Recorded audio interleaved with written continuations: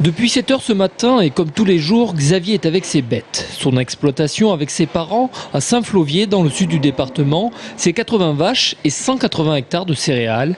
Une production impossible à faire tourner sans les aides européennes de la PAC, la politique agricole commune. Mes coûts de production sont plus élevés que le coût de ma commercialisation. Je vends mes bêtes moins cher et mes céréales moins cher que mon coût de production. La prime PAC lui sert donc à combler ce manque à gagner. Comme lui, ils sont 3500 à en bénéficier en Indre-et-Loire.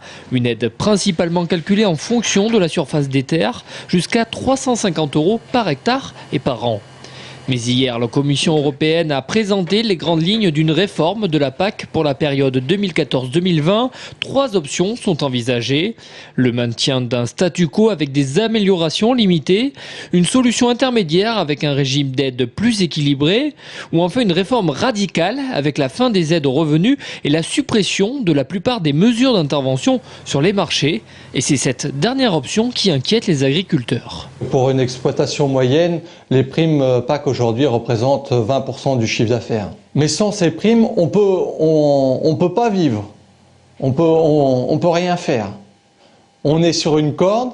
Si l'Europe nous lâche, on coule. Même constat à la direction départementale des territoires. Si les aides venaient à disparaître, les seuls à résister seraient probablement les grandes exploitations. Les exploitations de petite taille en élevage, voire en céréales, ne tiendront probablement pas le choc s'il n'y a plus d'aide à leur niveau. C'est très clair. Mais on ne peut pas passer d'un soutien de l'agriculture relativement fort à zéro. Je ne pense pas que la Commission choisisse la première version, qui serait catastrophique quand même, et qui est la plus douloureuse pour l'ensemble des exploitants de notre pays. En effet, il est plus probable que l'option choisie soit la solution intermédiaire avec un rééquilibrage des aides en faveur des petits agriculteurs et des États d'Europe de l'Est. Une option qui fait l'objet d'un bon accueil chez la plupart des représentants du monde agricole français. Xavier, quant à lui, regrette que l'on prenne à certains agriculteurs pour donner aux autres. Mais avec ou sans aide, il fera tout pour sauver son exploitation.